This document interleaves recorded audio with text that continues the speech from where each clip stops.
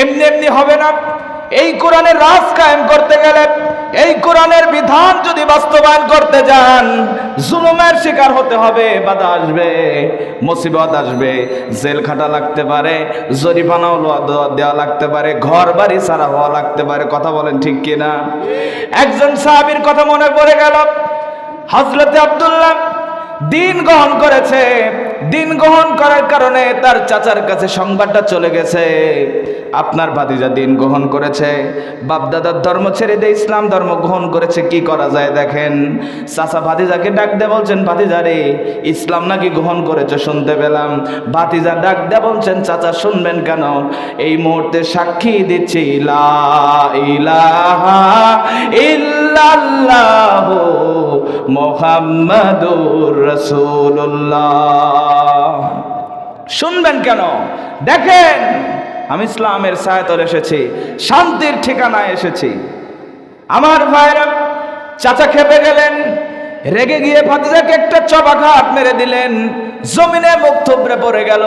ভাতিজা ডাক দিয়ে বলছেন, চাচা যতই মারেন না কেন ইসলাম ছাড়তে রাজি নাই, বলে তোর বাবার সমস্ত সম্পত্তি কিন্তু জোর দখল করে নেব। ভাতিজা ডাক দিয়ে বলছেন, চাচা জবর দখল করা লাগবে না, আমি এমনিতেই আপনার নামে সব দিয়ে দিলাম। চাচার মেজাজ কমে না। চাচা ডাক দিয়ে বলছেন, ও ভাতিজা আব্দুল্লাহ, এই মুহূর্তে সিদ্ধান্ত নিলাম, দিন না ছাড়লে তোকে কিন্তু বস্ত্রহীন করে দেব, উলঙ্গ করে দেব। তাও ছাড়বো না, যা পারেন করেন। আমার ভাইরা, ওই চাচা, কাফির চাচা আব্দুল্লাহ শরীর থেকে সমস্ত পোশাকগুলো খুলে নিল। খুলে নেওয়ার পরে উলঙ্গ হয়ে গেল, বস্ত্রহীন শরীর নিয়ে মায়ের দরবারে গিয়ে, মা আবার নিজের না সৎ মা, মায়ের দরবারে গিয়ে বলছেন, মা দুনিয়া বিক্রি করে জান্নাতটা কিনে নিয়েছি। জোরে কোন সুবহানাল্লাহ। এই আব্দুল্লাহর মাকে বলা হলো, ও মা, আমাকে এক খণ্ড কাপড় দাও, এই কাপড় দিয়ে আমার কোনো রকম সতরটা ঢেকে।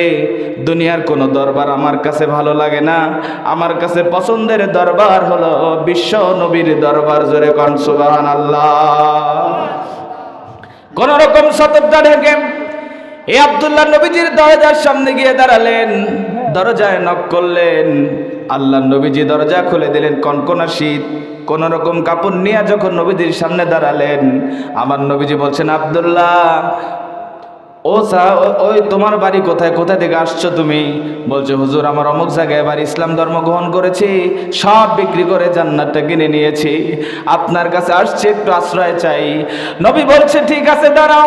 বিশ্বনবী ঘরের ভিতরে ঢুকলেন, সুন্দর দুইটা জুব্বা বের করে আনলেন, জুব্বা তার সামনে রাখলেন, ডাক দিয়ে বলছেন, আব্দুল্লাহ, তোমার চাচা তোমাকে বস্ত্রহীন করে দিয়েছে, আমি বিশ্বনবী তোমাকে বস্ত্রওয়ালা বানায় দিলাম। জোরে কোন সুবহানাল্লাহ।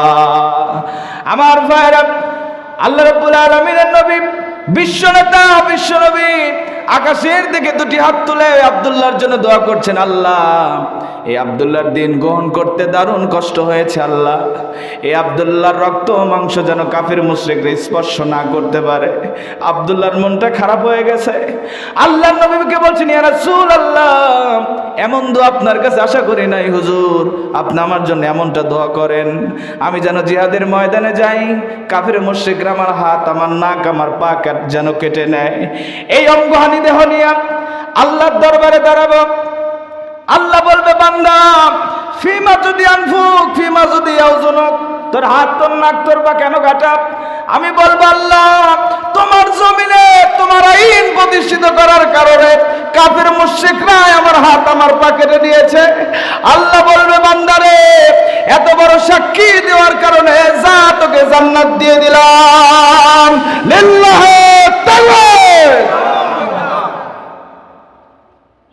আব্দুল্লাহ, এত বড় সাক্ষী দেওয়ার কারণে জান্নাত না দিয়ে থাকতে পারি নাকি? যা, জান্নাত দিয়ে দিলাম। জোরে বল সুবহানাল্লাহ।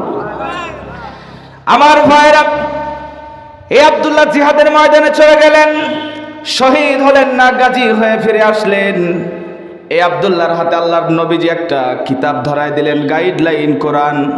কোরআন তিনি তেলাওয়াত করেন। সাহাবাদের কেরামদের মাঝে যখন কোরআন তেলাওয়াত করেন, এই আব্দুল্লাহ জোরে জোরে কোরআন পড়েন। সাহাবীরা রাসূলের কাছে রিপোর্ট করলেন, ইয়া রাসূলুল্লাহ, আপনার আব্দুল্লাহ জোরে জোরে কোরআন তেলাওয়াত করে আমাদের অসুবিধা হয়, একটু আস্তে পড়ার পরামর্শ দিলে ভালো হয়। আল্লাহর নবী বলছেন, সাহাবীরা রে, এই আব্দুল্লাহর জন্য রিপোর্ট করো না, এই আব্দুল্লাহর দিন গ্রহণ করতে দারুণ কষ্ট হয়েছে। জোরে কোন সুবহানাল্লাহ। আমার ভাইরা, এই আব্দুল্লাহ হঠাৎ করে অসুস্থ হয়ে পড়লেন, শয্যাশায়ী বিছানায় পড়ে গেলেন, মুমূর্ষু অবস্থায় কাতরাচ্ছিলেন। ইতিমধ্যে দুনিয়া থেকে বিদায় পর্যন্ত হয়ে গেলেন। নবীজির কানে সংবাদ চলে গেল, ইয়া রাসূলুল্লাহ, আপনার প্রিয় সাহাবী দুনিয়া ছেড়ে বিদায় নিয়েছেন। কোন সাহাবী? বলে আব্দুল্লাহ। সঙ্গে সঙ্গে নবীজি বলছেন, ঠিক আছে, আমার সাহাবীর জন্য কবর খনন করো, জানাজার ব্যবস্থা করো। তবে শোনো, জানাজার দায়িত্ব দুনিয়ার কেউ নেবে না, আমি রাসূল নিজে আব্দুল্লাহর জানাজার দায়িত্ব নিয়ে নিলাম। জোরে কোন সুবহানাল্লাহ। আমার ভাইরা, জানাজার নামাজটা হয়ে গেল। এই আব্দুল্লাহর লাশটা মরকে বলা হলো, মর রে, আমার আব্দুল্লাহর কবরটা কোথায় খনন করেছো, আমাকে সেখানে নিয়ে চলো। ওমর রাদিয়াল্লাহু তাআলা আনহু তাআলা সহ নবীজিকে কবরের সামনে দাঁড়ালেন। আমার নবীজি বলছেন, ওমর তুমি, আবু বকর তুমি আমার ডানে নামো। ওমরকে বলল, তুমি আমার বামে নামো। পৃথিবীর সেরা সেরা তিনজন মানুষ আব্দুল্লাহর কবরে। জোরে কোন সুবহানাল্লাহ। আমার ভাইরা, আমার বন্ধুগণ, একটু গভীর মনোযোগ দিবেন। এই পৃথিবীর সেরা সেরা তিনজন মানুষ যখন আব্দুল্লাহর কবরে অবস্থান করতেছিলেন, একজন সাহাবী সাদ ইবনে আবু ওয়াক্কাস রাদিয়াল্লাহু তাআলা উপর থেকে হু হু করে কেঁদে ফেললেন।